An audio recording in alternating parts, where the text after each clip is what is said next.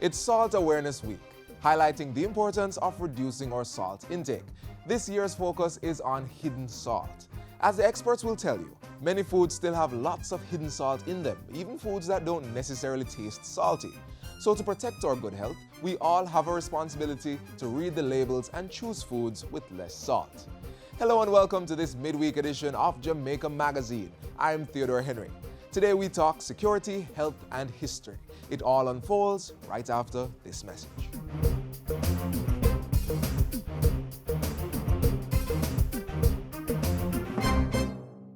This is the Aedes aegypti mosquito that spreads the Zika, chikungunya, and dengue viruses.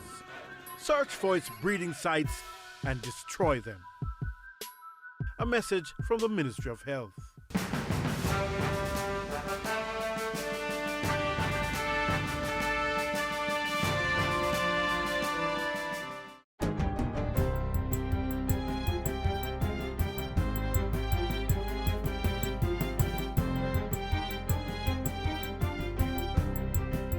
Good day, I'm Andrea Chisholm and this is your JIS News for Wednesday, March 2. Prime Minister-designate Andrew Holness is to be sworn in tomorrow, Thursday, March 3, during a ceremony at King's House. The event is scheduled to start at 4 p.m. and all guests should be seated by 3:15. Meanwhile, the police have indicated that there will be no traffic diversions and no road closures to facilitate the ceremony. However, to minimize delay, the traffic police will be on the road from 1 p.m. to direct persons to King's House.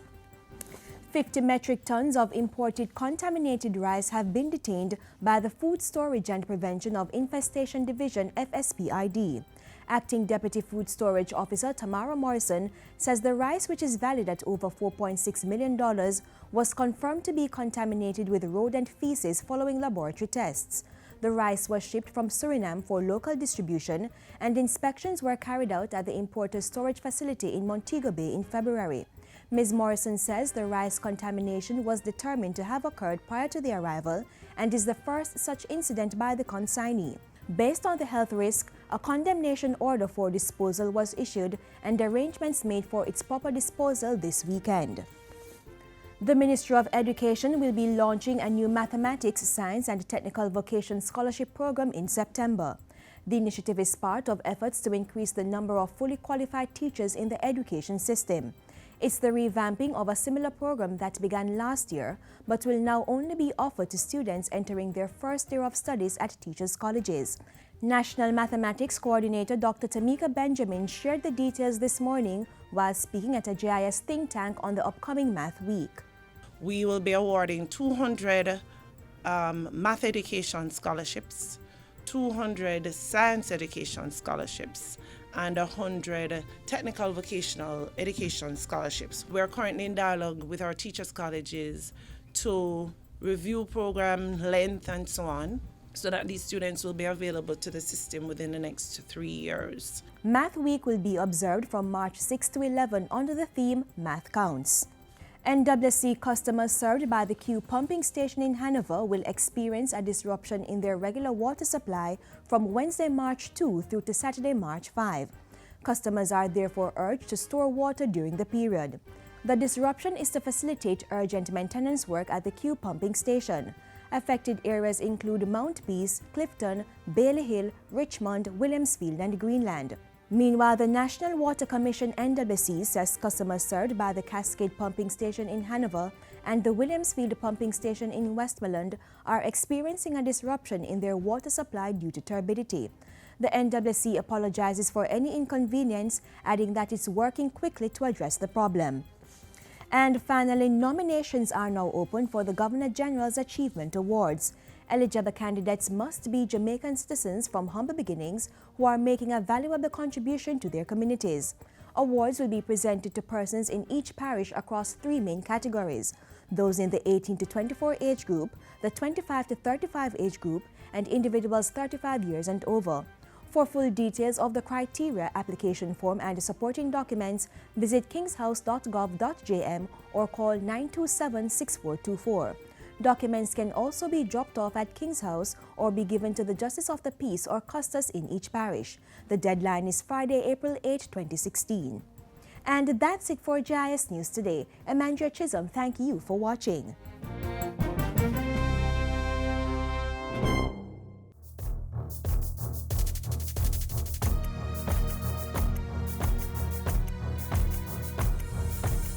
Guns are a significant problem in Jamaica, and that is why we have to move to do something about it. It is in this context that I am now launching a special initiative of the Jamaica Constabulary Force, the Get the Guns campaign. You, the public, can keep illegal guns out of your communities by using all means to inform the police as to how illegal guns are stored and moved within the communities. Download and use the Stay Alert app from the Google Play Store. Call 119-311-811 or the nearest police station. So we promised you security, health, and history in today's package. Well, it's time for our focus on security, particularly efforts to make the Jamaican environment more hostile to human traffickers. Take a look. Combating human trafficking and protecting intellectual property rights. The police force's newest unit, the Counterterrorism and Organized Crime Investigation Branch, helping to secure GOJ's strategic priority number 3, security and justice.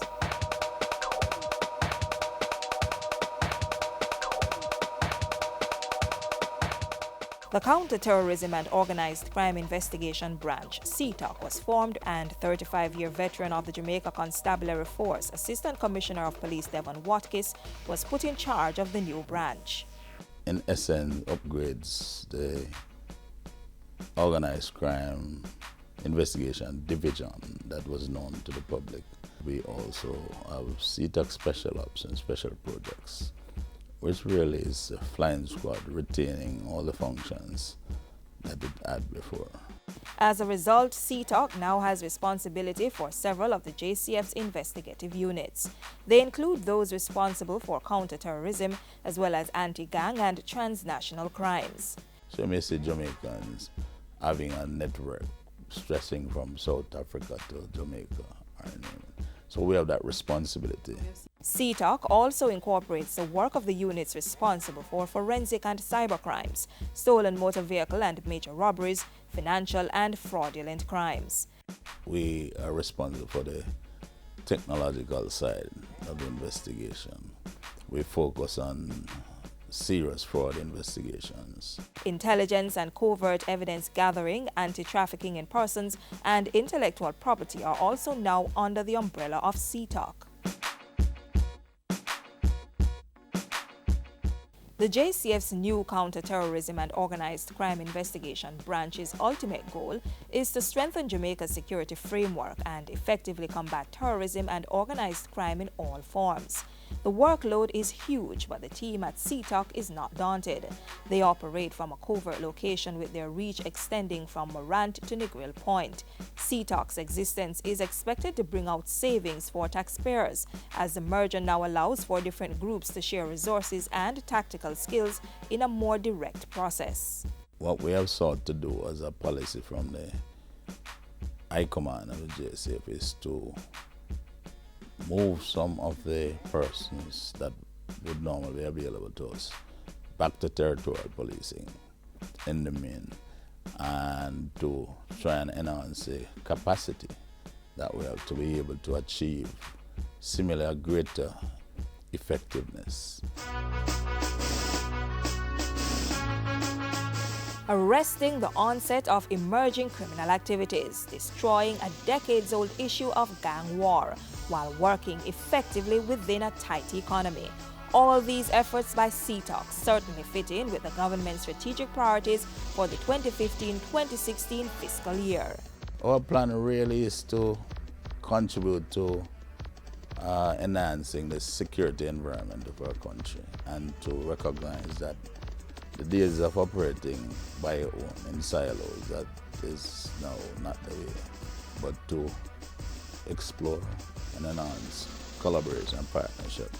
A smart move by the Jamaica Constabulary Force as we seek a safer society in the 21st century.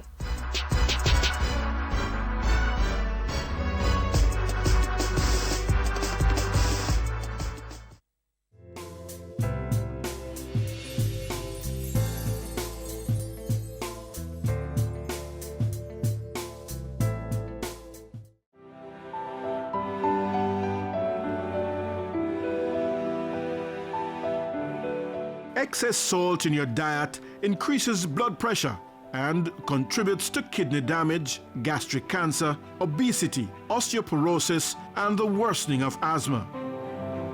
Aim to have no more than 3 to 6 grams of salt, or half of 1 teaspoon per day. And children under 11 years of age should consume less than this. Get healthy. Reduce the salt. A public service message from the Jamaica Information Service and the Ministry of Health.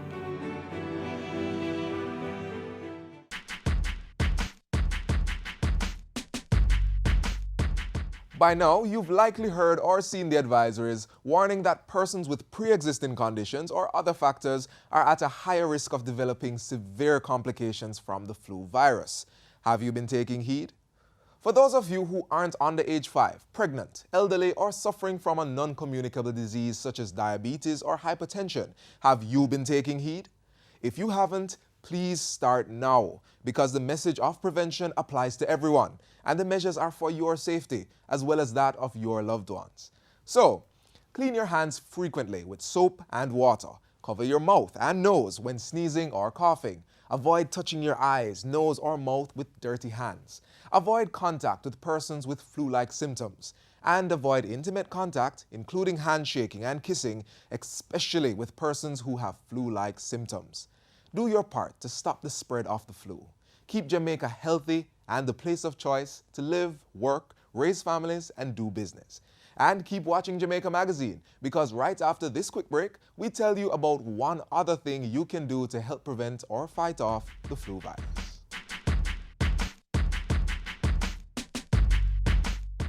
This is the Aedes aegypti mosquito that spreads the Zika, chikungunya, and dengue viruses. Protect yourself from the bite of this mosquito. A message from the Ministry of Health.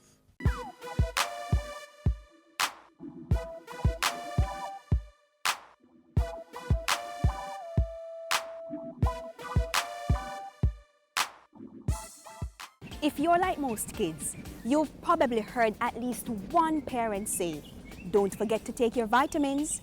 Eat your fruits and salads. They're packed with vitamins." And you heed the advice. But do you know why? Do you know what exactly vitamins are?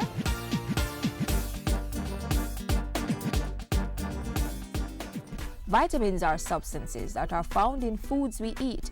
Our body needs them to work properly. Each vitamin has a special role to play. For example, vitamin D in milk helps us develop strong bones and teeth. Vitamin A in carrots helps us to see at night.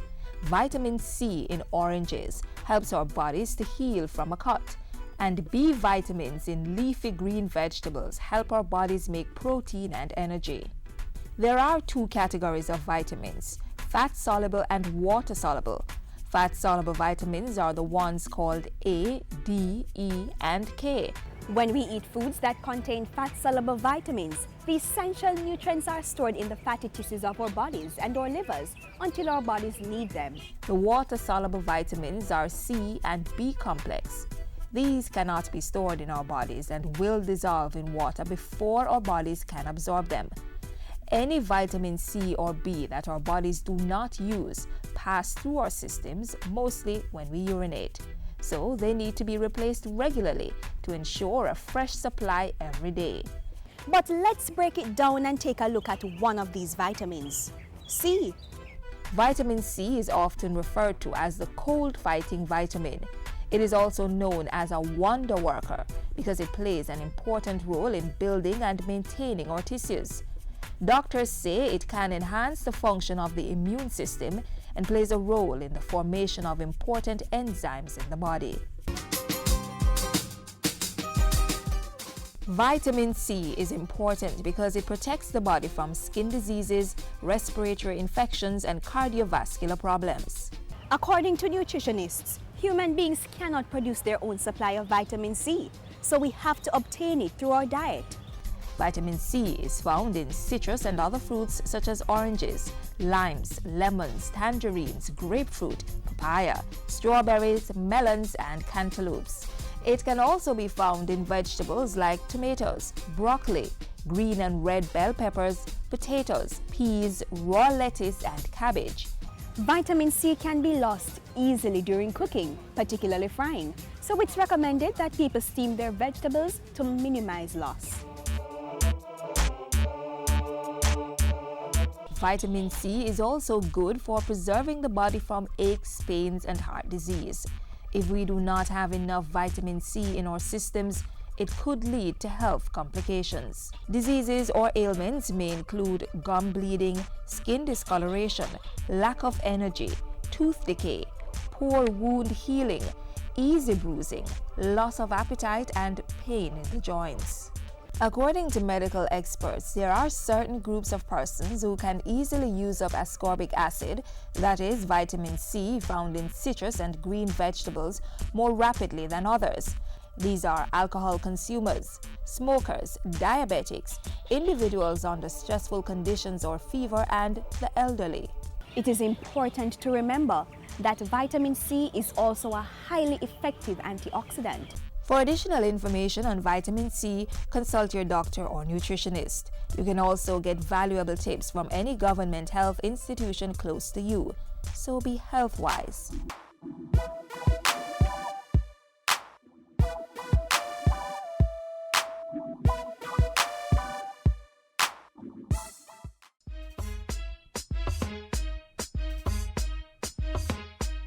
Wet hands with water.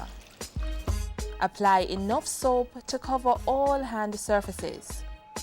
Rub hands palm to palm. Right palm over left dorsum with interlaced fingers and vice versa. Palm to palm with fingers interlaced. Backs of fingers to opposing palms with fingers interlocked.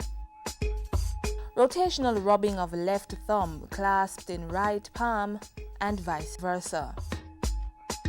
Rotational rubbing backwards and forwards with clasped fingers of right hand in left palm and vice versa. Rinse hands with water.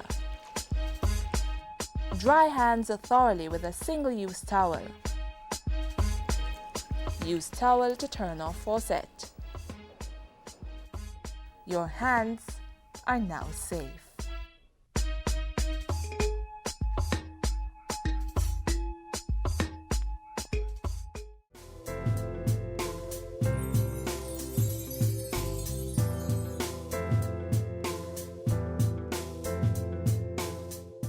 In 2 days, people of all political persuasions, religious affiliations, ethnic makeup, socioeconomic status, age, and gender will acknowledge one truth: we are all Jamaicans.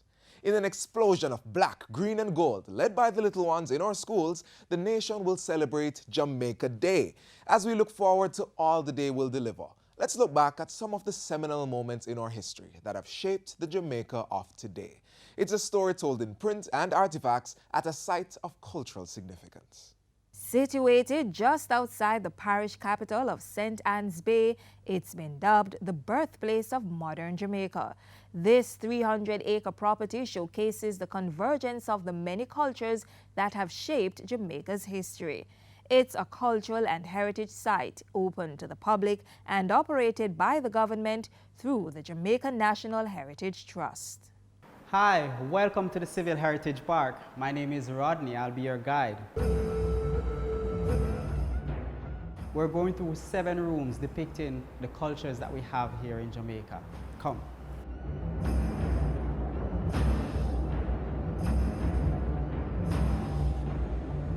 Welcome.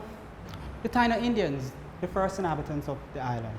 They were here from 1500 years ago. Here we have a picture of what they look like. And here we can see them playing a favorite game, a ball game played by both males and females. And that game was played mainly to settle disputes. The winner of the game would be the winner of the quarrel that they had. The cacique, the ruler of the village, an all-male governing structure, here was called Maima by the Indians, one of the 4 large Taino settlements here in the parish of St. Anne. Now, here we have some artifacts, hand axes, choppers and blades, the pestle stone used for pounding the corn and the cassava that they planted, an axe head, a scrape of stone used in the making of a canoe, and a canoe was made from one entire tree, a tree which was called the silk cotton tree.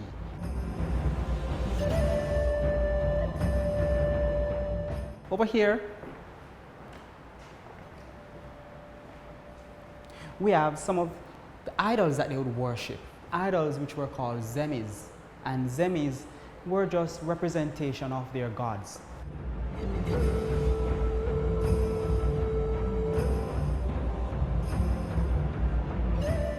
Some of their utensils, bowls used to prepare and to store food, while in the middle we have fragments of their cooking pot, and that was used to cook their favorite meal, the pepper pot soup. A part of their griddle that was used to bake their cassava breads on. That cassava bread is what we call the bami.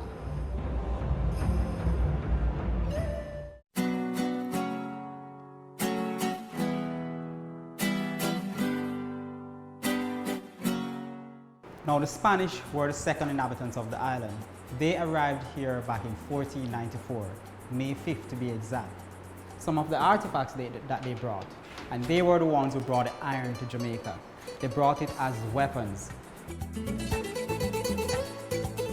The sugar mold, and that was used in the making of the sugar. And here we have a diagram of what that first sugar factory that was built here in Jamaica looked like. And we have ruins of that sugar factory on the other side of the property. They stayed here, building their homes until what they've created was the first Spanish capital of Jamaica. They even gave here a name. They called here Ciudad Nueva, which meant New Seville. The first church was built, the St. Peter Martyr Abbey Church.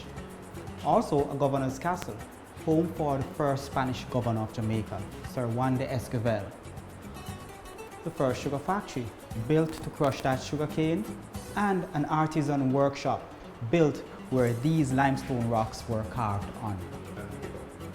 Alright, these limestone carvings were unearthed back in 2004, buried 6 feet down. Baptismal font.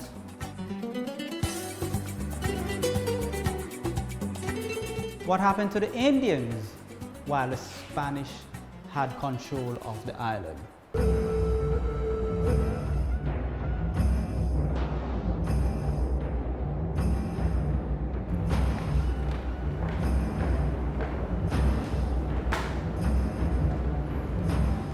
Because the Spanish were here and introduced the encomienda system, that led to the almost extinction of the Taino population here in Jamaica.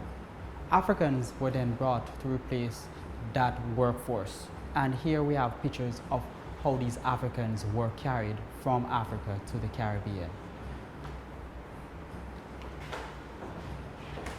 A cross-section of a slave ship showing how these enslaved Africans were packed on board, shackled against each other, and a stock looking just like this was placed over the right foot of each and every one of these Africans, with a pin going through that, anchoring it to the floorboard of the ship.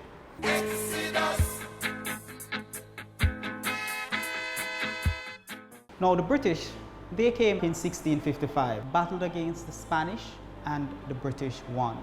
Jamaica was now under British rule.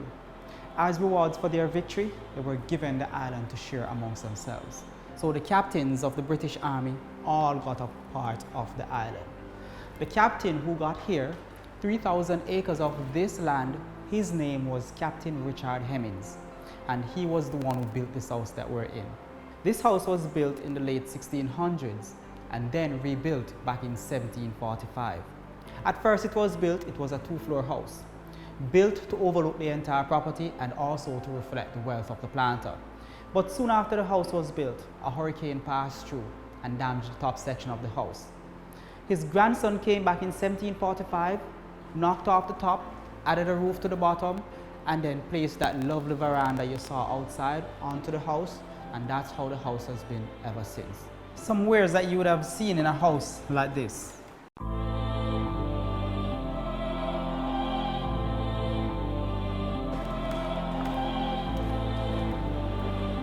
In this room on the board, we have the names of the enslaved Africans who were here on this estate. 274 of them, not counting those under 10.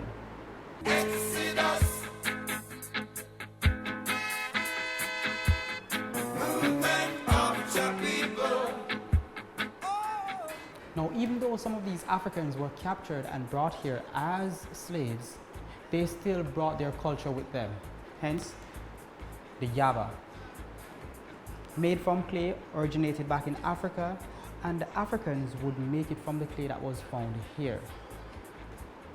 The chamber pot, the candle holder, and the burnishing stones used to polish some of these pots.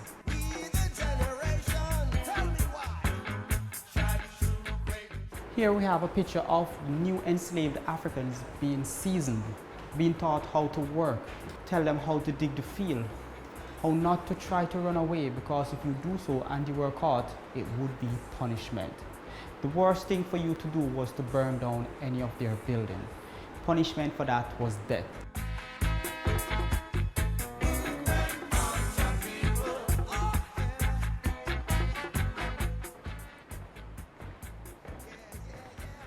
Jamaica before and after 1838. The three-legged pot used to cook in, an axe for falling trees, and over here, this little lamp is what we call the kitchen bitch. They would pour oil at the bottom, light the wick at the top, and that would provide the light. Now, back in 1983, some archaeologists came and they did some digs at the site where Africans lived. And at that site, they found 4 skeletal remains, 3 males and a female. From their bodies, these items were taken. A carver's knife, a kidney stone, buttons, those were taken from the 3 males, and a piece of crystal, which is a piece of a decanter stopper, that was taken from the female body. The enslaved Africans were freed in 1838. But they were freed with nothing, no land, no money. They still had to go back and work for these plantation owners who were even reluctant to pay them. They were able to pay other persons to work for them, and those persons were the Indians and the Chinese who were brought in as indentured laborers. Jamaica was still under British rule until August 6, 1962, when they rose their own flag. Got animation skills? Then come on out to Kingstown 2016 and show off your talent. It's March 12 and 13 at the Edna Manley College of the Visual and Performing Arts. There will be amazing prizes, a film festival, animation competitions, seminars, and pitch competitions. Come and learn from the best local and international animation experts and engage investors in speed meetings. Kingstown 2016, March 12 and 13. Put on by the Ministry of Science, Technology, Energy and Mining. Key partners include the World Bank, Caribbean Development Bank, Jampro, Toon Boom, TV Paint Development, Wacom, Ezirom, the Jamaica Information Service, and Edna Manley College of the Visual and Performing Arts.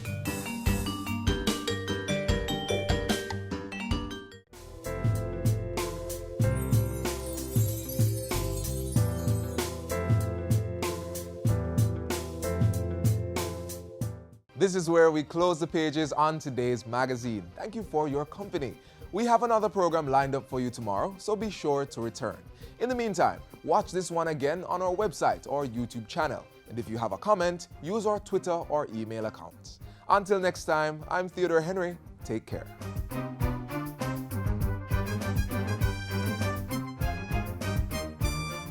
This has been a production of the Jamaica Information Service, the voice of Jamaica.